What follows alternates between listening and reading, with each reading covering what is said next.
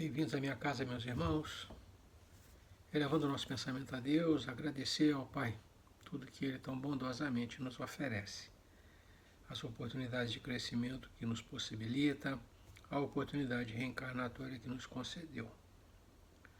Agradecer ao Mestre Jesus e aos bons amigos da companhia, o aconselhamento, rogando se mantenham conosco, nos auxiliando, para que das leituras, dos estudos do dia de hoje, nós consigamos extrair novas boas resoluções, entendimentos mais amplos, mais profundos da verdade de Deus.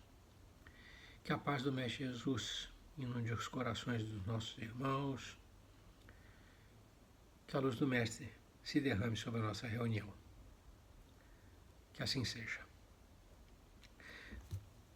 Nós estamos estudando a parte segunda do Livro dos Espíritos, do mundo espírita, né?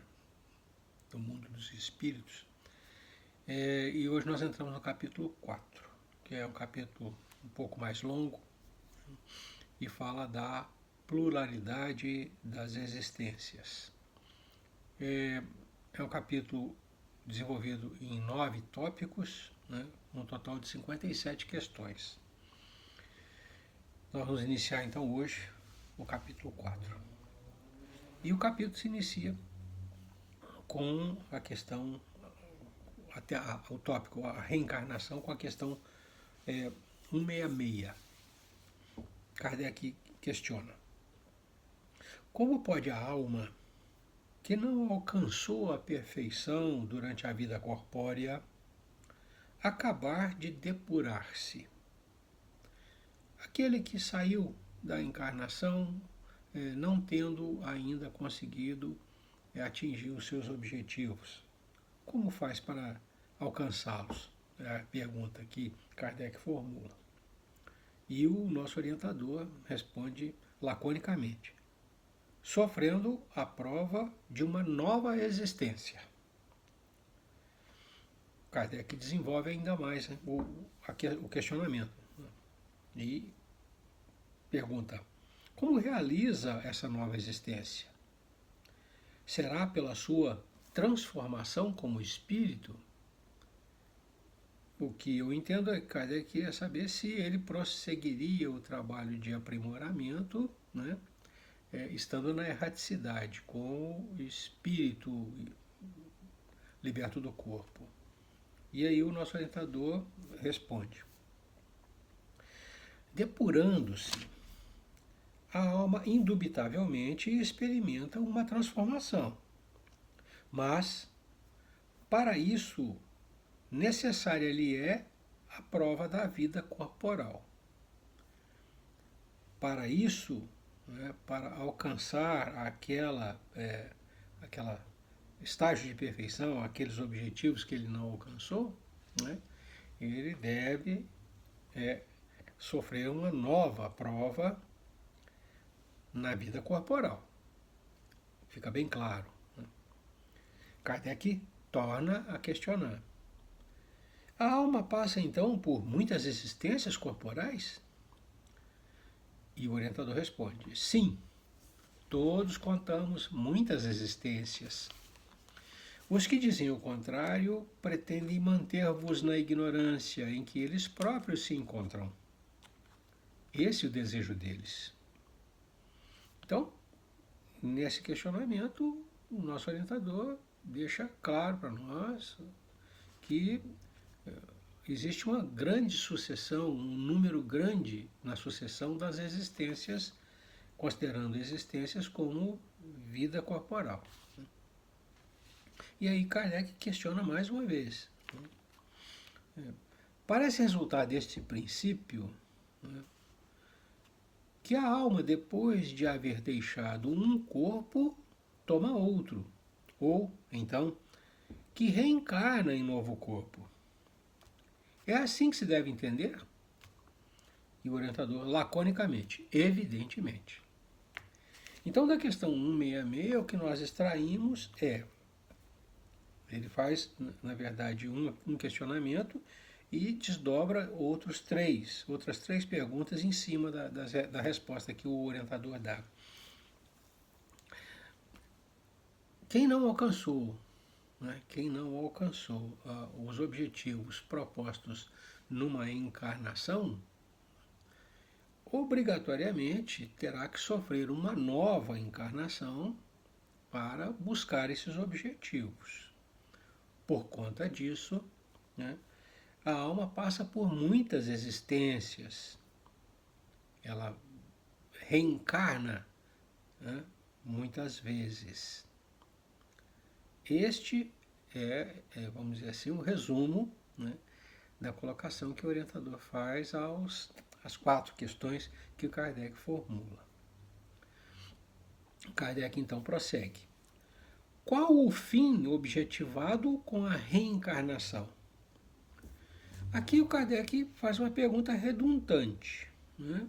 Ele já questionou isso, né, em outra oportunidade. Se nós formos à questão de número 115, por exemplo, o Espírito respondendo qual o objetivo da criação, né, ele diz, olha, é chegar à perfeição, que o Espírito, criado simples e ignorante, através de longo processo educativo, alcance a perfeição.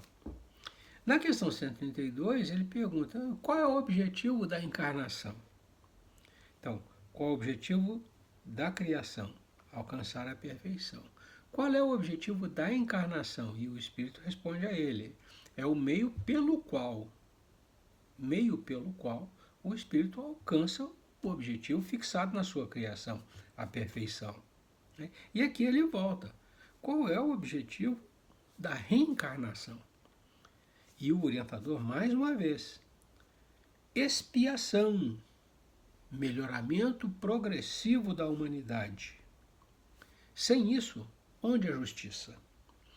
Então, em 3 oportunidades distintas, né, o orientador faz questão de enfatizar, né, que o objetivo da criação é que nós cheguemos a Deus, nos aproximemos de Deus, alcançando a perfeição, né, e que o meio pelo qual nós alcançaremos essa perfeição é cumprindo as diversas tarefas que Deus nos impõe, a título de nos educar, de nos possibilitar experiências educativas, né? E aqui, mais uma vez, o Espírito responde. Agora, quanto à reencarnação.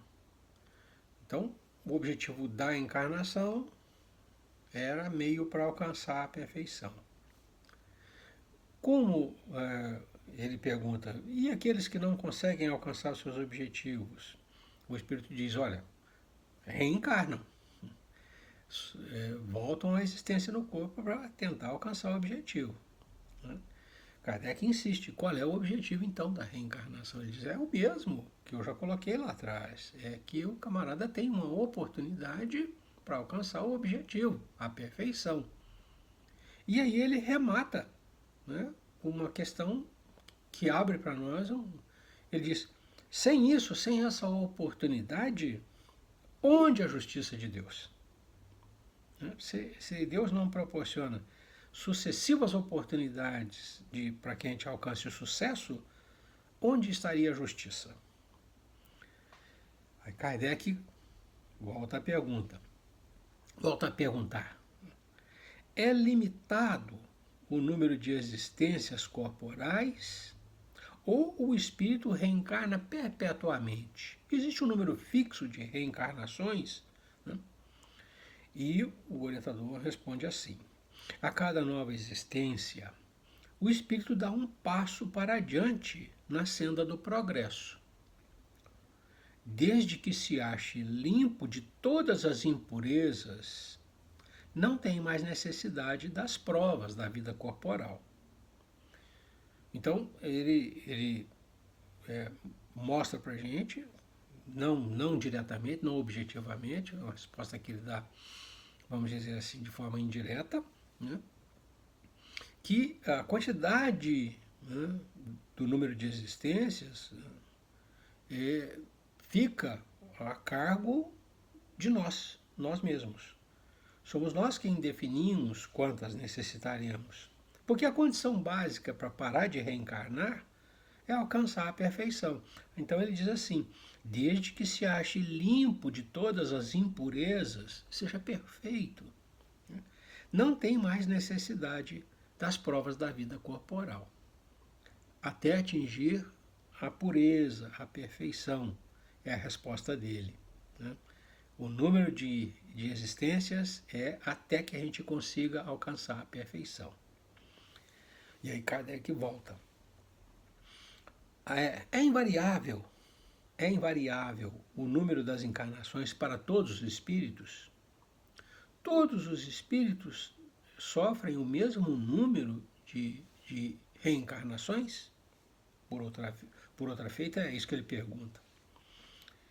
E o orientador responde: não é igual o número para todos. Aquele que caminha depressa, a muitas provas se forra. Todavia, as encarnações sucessivas são sempre muito numerosas, porquanto o progresso é quase infinito. De uma maneira objetiva, ele diz: olha, depende da velocidade com que o camarada consegue alcançar a compreensão das coisas e consegue incorporar, vamos colocar assim, em si a virtude. Né? Mas de qualquer maneira, ele faz ele dá essa nuance, vamos colocar assim, ele coloca essa nuance. De qualquer maneira, elas não são poucas. Mesmo para aquele que anda muito depressa, né, elas não são poucas. Porque o progresso, a quantidade de avanço, de conhecimento, de educação que o camarada tem que empreender em si mesmo, né, o progresso, a quantidade de progresso, ou melhor, o progresso é quase infinito. Então é um trabalho longo que exige muitas oportunidades, muitas experiências, né, para que o espírito desenvolva consiga desenvolver, completar a sua educação. E aí, encerrando o tema, a reencarnação, Kardec questiona: o que fica sendo o espírito depois da sua última encarnação? E aí o orientador responde: espírito bem-aventurado, puro espírito. Aquele que consegue alcançar a perfeição é o espírito puro. Nós já vimos isso lá na escala espírita. Né? Quando nós falamos de escala espírita, né, nós vimos que a primeira classe é dos espíritos puros, né? Aqueles que são a virtude em pessoa, vamos dizer assim. Né? E aqui ele diz: olha, aquele que não precisa mais de reencarnação, atingiu sua última encarnação, depois dela ele é um espírito puro.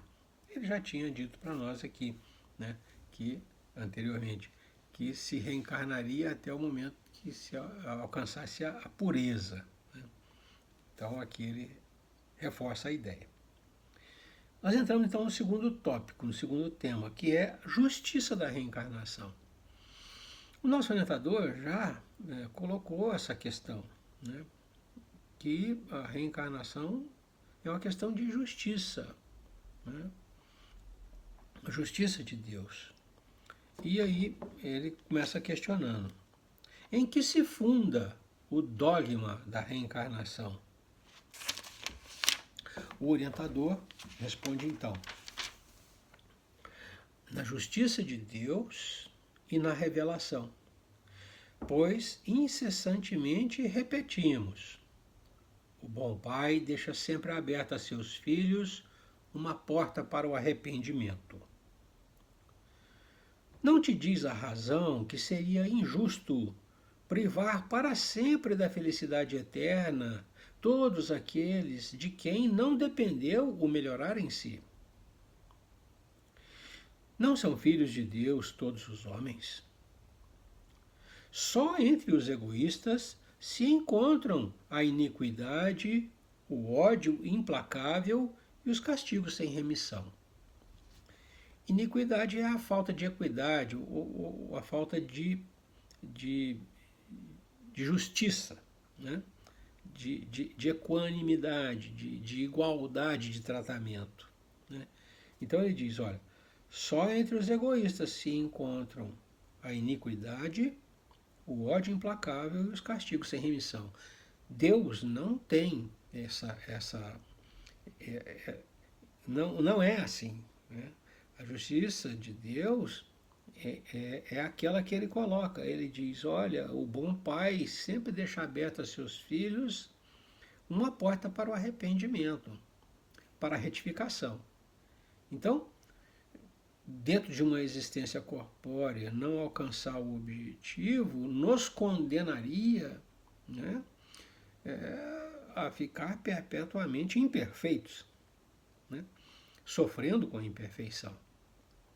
E o orientador diz, não, Deus na sua infinita bondade e justiça não faria uma coisa dessas. Se você não consegue em uma oportunidade, ele concede outra. E é nisso, nessa resposta simples, né, que a gente encontra a explicação da justiça de Deus. Na sequência, né, é feito um comentário longo, né, mas que esclarece muito bem essa vertente, né, do entendimento do nosso orientador. Ele diz assim, todos os espíritos tendem para a perfeição e Deus lhes faculta os meios de alcançá-la, proporcionando-lhes as provações da vida corporal. Sua justiça, porém, lhes concede realizar em novas existências o que não puderam fazer ou concluir numa primeira prova. Então, essa primeira sentença é lapidar, define tudo. Todos os espíritos tendem para a perfeição. E Deus lhes faculta os meios de alcançá-la, a perfeição, proporcionando-lhes as provações da vida. A vida corporal, obviamente. Sua justiça, porém, lhes concede realizar em novas existências o que não puderam fazer ou concluir numa primeira prova. E prossegue. Não obraria Deus com equidade, nem de acordo com sua bondade, se condenasse para sempre os que talvez hajam encontrado, oriundos do próprio meio onde foram colocados e alheios à vontade que os animava, obstáculos ao seu melhoramento. Se a sorte do homem se fixasse irrevogavelmente depois da morte, não seria uma única balança em que Deus pesa as ações de todas as criaturas, e não haveria imparcialidade no tratamento que a todos dispensa. A doutrina da reencarnação, isto é, a que consiste em admitir para o espírito muitas existências sucessivas, é a única que corresponde à ideia que formamos da justiça de Deus para com os homens que se acham em condição moral inferior. A única que pode explicar o futuro e firmar as nossas esperanças, pois nos oferece os meios de resgatarmos os nossos erros por novas provações. A razão nos-la indica e os espíritos a ensinam. O homem que tem consciência da sua inferioridade aure e consoladora esperança na doutrina da reencarnação. Se crê na justiça de Deus, não pode contar que venha a achar-se para sempre em pé de igualdade com os que mais fizeram do que ele.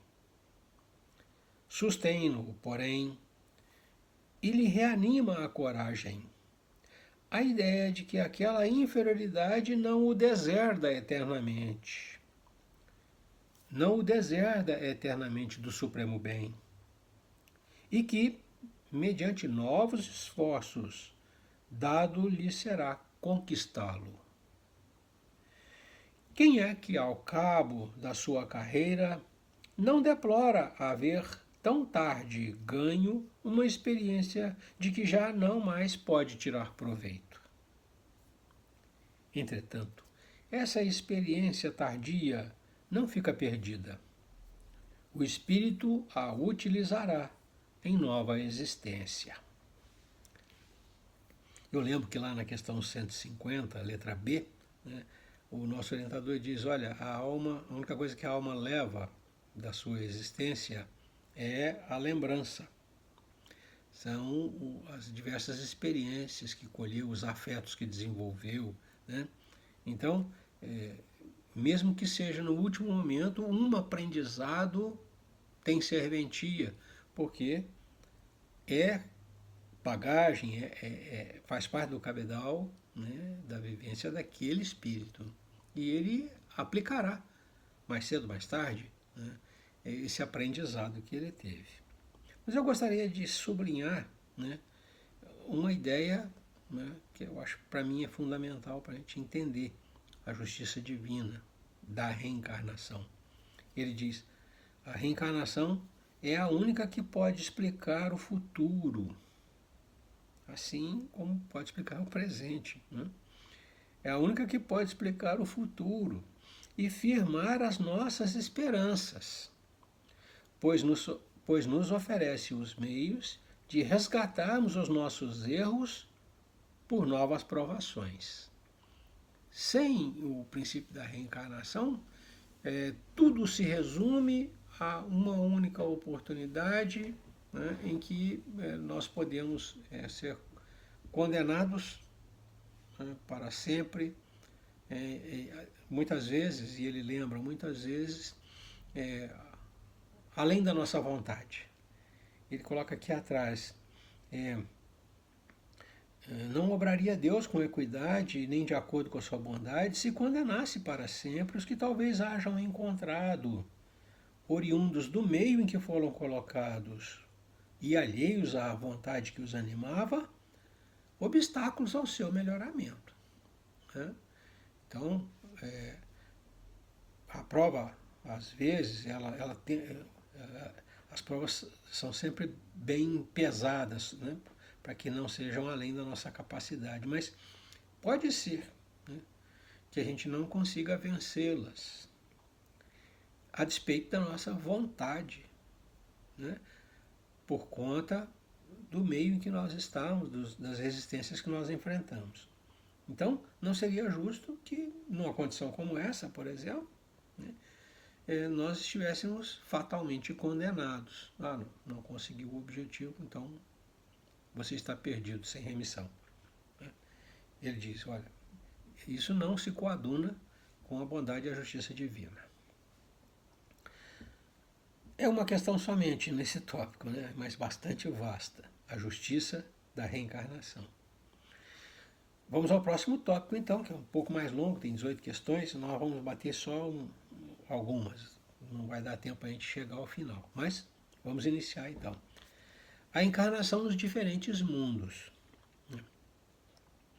Nós temos que lembrar dos nossos estudos preliminares. Nós vimos que o espírito vai evoluindo, vai avançando na senda da sua educação, no caminho do seu progresso, e vai alçando, né, vai subindo na escala hierárquica, vamos usar esse termo, né, rumo à perfeição absoluta, espírito puro. Então, ele sai da simplicidade e ignorância completa e vai galgando através das experiências educativas que Deus proporciona os diversos degraus. Efetivamente, as escolas têm que ser adequadas aos alunos, né? Nós não podemos colocar um aluno que é um gênio, tem uma capacidade fora do comum, né? Numa escola que não ofereça desafios para ele, que ele sinta desestimulado, vamos dizer assim, de aprender, né? Assim como não podemos colocar direto na Universidade de Harvard, né, ou uma outra dessas famosas qualquer, uma criança recém-alfabetizada. Então, guarda a relação, e a gente tem que ter essa noção, guarda a relação, o desenvolvimento dos seres com os ambientes em que eles são colocados para o exercício, para o aprendizado, né? E quando a gente fala de mundo, nós estamos falando dessa escola, né? Então, a gente entende o mundo como o meio no qual o espírito é colocado para desenvolver as diversas tarefas que Deus lhe atribui, no intuito de se educar e alcançar a perfeição.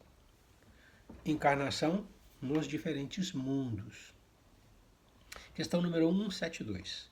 Kardec questiona: as nossas diversas existências corporais se verificam todas na Terra?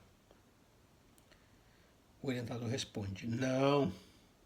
Vivemos-las em diferentes mundos. As que aqui passamos não são as primeiras nem as últimas. São, porém, das mais materiais e das mais distantes da perfeição. Não sintam-se desestimulados. Mas é bom a gente guardar a noção do ponto em que nós estamos, né, para a gente entender o esforço que nós temos que fazer para alcançar o objetivo fixado por Deus. Então ele diz: as que aqui passamos, as encarnações que aqui na Terra nós passamos, não são as primeiras, quer dizer, não é um estágio inicial, né? E também não é um estágio final, nós não estamos a um passo da perfeição, né? Nós não estamos próximos da perfeição. Quando você fala não são as primeiras nem as últimas, nós não estamos no começo nem no fim, nós estamos no meio do caminho, vamos dizer assim, né? E ele diz assim, e isso é importante: são, porém, as encarnações na Terra, são, porém, das mais materiais e das mais distantes da perfeição. Então, para a gente ter uma ideia de onde é que nós estamos, nós estaríamos mais para o início da caminhada do que para o final, né? Nós estaríamos mais para o princípio do aprendizado do que para a formatura. Kardec questiona então, 173. A cada nova existência corporal, a alma passa de um mundo para o outro, ou pode ter muitas no mesmo globo? Cada existência se verifica num mundo, ou a gente pode ter uma sequência de existências dentro de um mesmo mundo.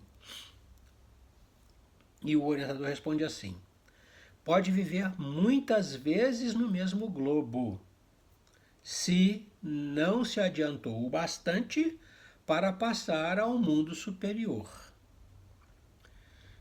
Aqui nós vemos a relação entre o desenvolvimento do espírito e o mundo que ele habita, entre o aluno e a escola.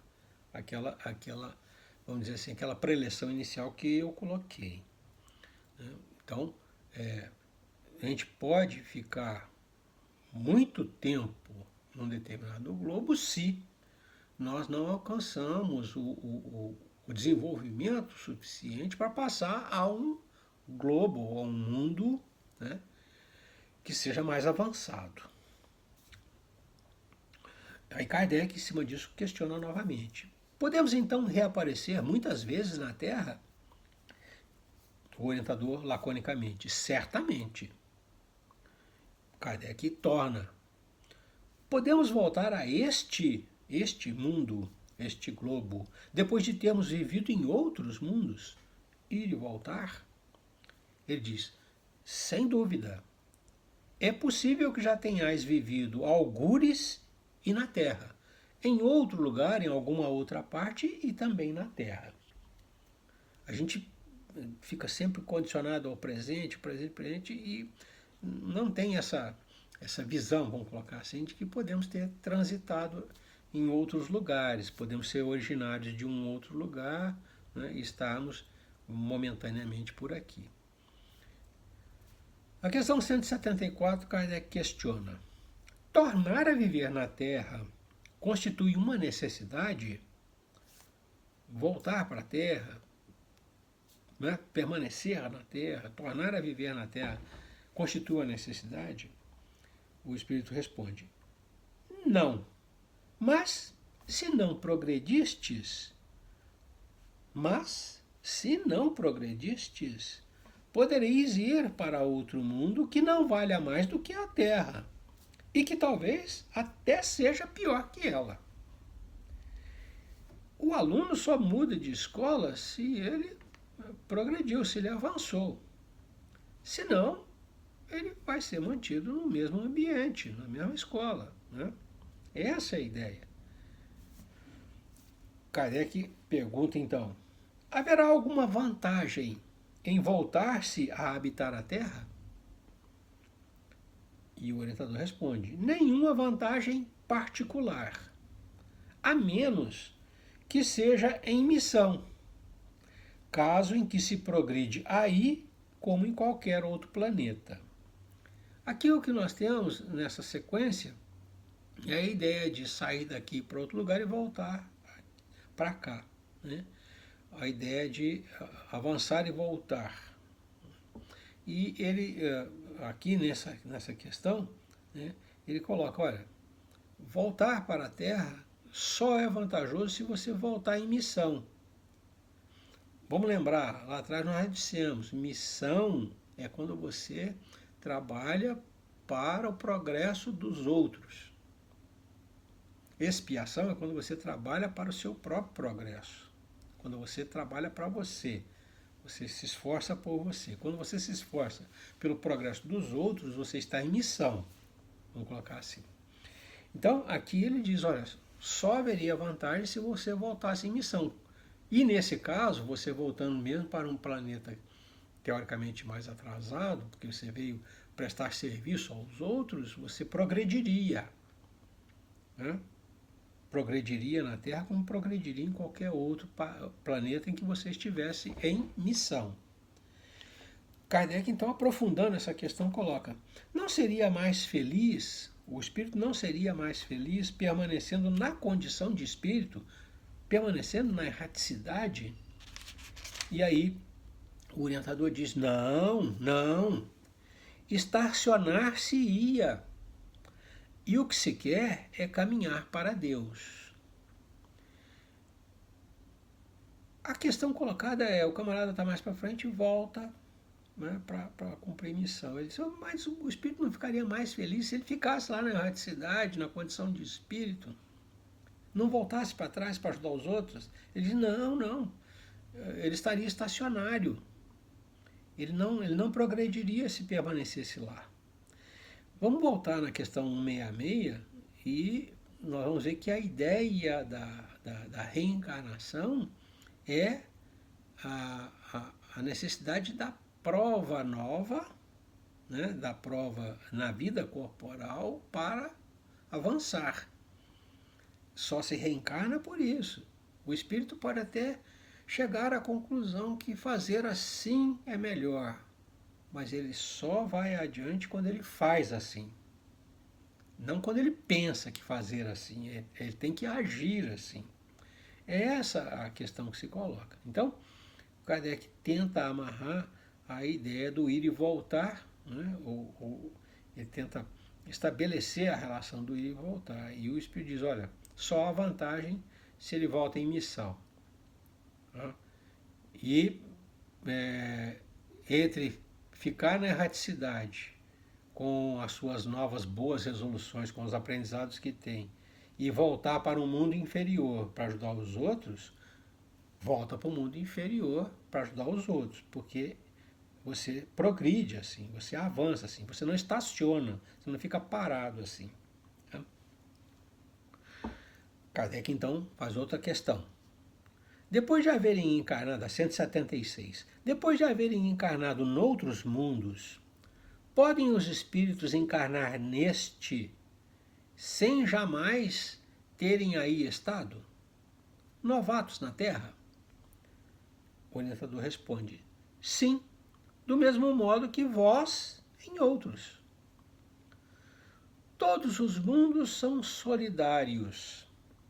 O que não se faz num, faz-se no outro.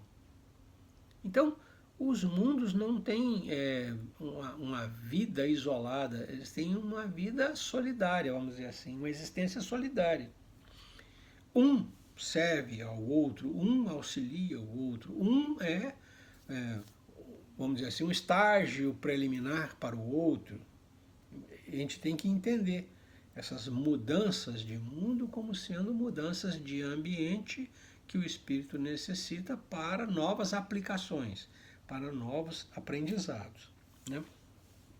Então ele diz, ir e vir, né, ser iniciante num novo mundo não é uma coisa, novidade, não é uma coisa assim que ocorre muito comumente. Tanto pode vir gente de outro mundo inferior para este, para nós, a Terra, como podemos nós ir para outro mundo mais avançados adiante.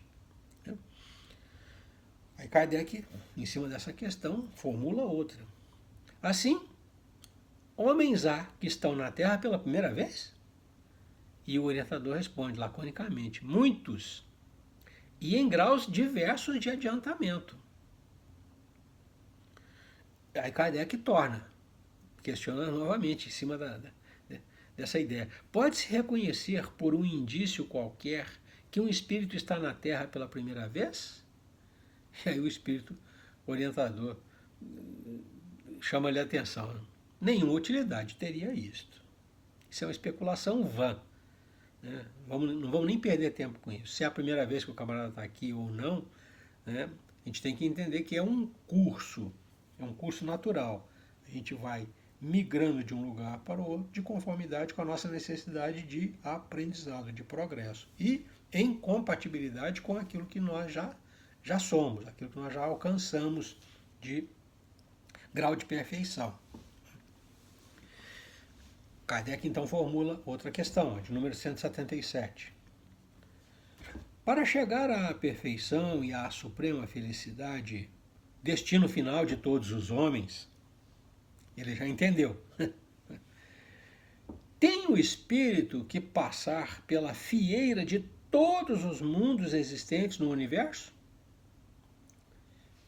E o nosso orientador responde, não, porquanto muitos são os mundos correspondentes a cada grau da respectiva escala. E o espírito saindo de um deles, nenhuma coisa nova aprenderia nos outros do mesmo grau. Da mesma maneira que existe uma escala espírita, e nós já estudamos, né, existem também diversos mundos, diversos globos, né, e cada um deles, vamos colocar, reúne as condições para um determinado estágio evolutivo do espírito. Aqui ele faz referência a grau da respectiva escala. Se os irmãos forem no Evangelho segundo o Espiritismo, no capítulo 3, há muitas moradas na casa de meu pai, nos números 3, 4 e 5, né, do capítulo 3, vão ver uma exposição do espírito orientador de Kardec, né, que deu orientação para Kardec, no sentido de que existe uma classificação grosseira, mas para a gente poder entender, né, dos diversos mundos, né, segundo vamos chamar assim, as capacidades, os estágios evolutivos daqueles que os habitam. Ele coloca lá no número 4, dividi-los aos mundos de um modo geral, como se segue: mundos primitivos, mundos de expiações e provas, mundos regeneradores, mundos felizes e mundos celestes ou divinos. Então nós teremos 5 categorias de mundos, né? Cada um deles adequado a quem os ocupa. Então, primitivos, primeiras encarnações da alma humana, expiações e provas, nos quais domina o mal domina, mundos regeneradores, nos quais as almas que ainda têm o que expiar vão buscar novas forças. Aqueles que ainda têm reencarnações para cumprir, né, vão buscar novas forças, repousando inteiramente das fadigas da luz, de repouso, né, entre, vamos dizer assim, entre etapas, né. Mundos felizes nos quais o bem supera o mal, e mundos celestes ou divinos, que são a morada dos espíritos puros. Né? Essa escala que ele se refere aqui. Né? E ele diz lá no número 5, no finalzinho, ele diz assim, no número 4, ele diz assim, a Terra pertence à categoria dos mundos de expiações e provas. É por isso que nela o homem está exposto a tantas misérias. Aqui o mal predomina. E nós temos visto isso todo dia. Né? A coletividade que habita o planeta neste momento tem essa característica, vamos colocar assim. Né? A gente está vendo uma certa modificação, né? Mas ainda temos uma certa preponderância. Vamos voltar ao que interessa. A pergunta do Kardec é, a gente tem que passar por todos os mundos do universo para poder chegar à perfeição, que é o nosso grande objetivo? Ele diz, não, vocês vão passar por 5 categorias de mundos conforme o seu avançamento. Vocês começaram no primitivo, estão hoje em provas e expiações, que é a Terra, né? Seguirão com o progresso para os regeneradores, dos regeneradores para os felizes e dos felizes para os celestes, conforme o seu progresso moral. Né? E aí, uma coisa que a gente tem que chamar a atenção, ele diz assim, na resposta dele, e o espírito saindo de um deles, nenhuma coisa nova aprenderia nos outros do mesmo grau, quer dizer, não adianta você sair da Terra e ir para um outro mundo de provas e expiações, né?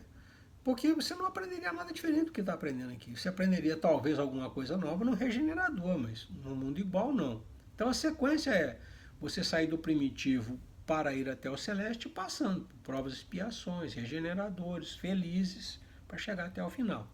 Né? Esse é o grau da escala a que ele se refere. Está em o Evangelho segundo o Espiritismo. Tá? E aqui eu chamaria a atenção, né, para um outro aspecto. Não vou chamar a atenção para esse aspecto, não. Vou deixar lá mais para frente. E Kardec, então, faz um questionamento em cima disso. Né? Como se explica, então, se não é necessário passar por todos os globos, como se explica, então, a pluralidade de suas existências em um mesmo globo? Por que repetir reencarnações no mesmo globo? Por que nós estamos aqui na Terra, reencarna na Terra? Né? E ele diz assim, o nosso orientador diz assim, de cada oportunidade reencarnatória, de cada reencarnação, poderá ocupar posição diferente das anteriores. E nessas diversas posições que se lhe deparam outras tantas ocasiões, né, de adquirir experiência. Indubitavelmente, 80 anos, vamos colocar 80 anos como prazo de vida na carne, né, nos proporciona uma boa experiência, mas não nos proporciona a experiência integral que a gente pode obter, né, em vivências sucessivas. Então, hoje eu vivo essa condição, amanhã eu vivo uma outra condição, outros fatores determinantes, né, outras preocupações, outras necessidades. Né? Então, em cada uma dessas vivências na Terra, eu extraio os aprendizados, né, que vão me possibilitar ir adiante para um outro mundo. Essa é a colocação que é feita. Bom, aqui eu vou parar, porque nós já atingimos a 45 minutos, né? Eu ia mais adiante um bocadinho, mas a gente para por aqui. Na semana que vem, a gente retoma, eu faço um retrospecto dessas ideias, e a gente retoma aqui na questão de número 178. Tá?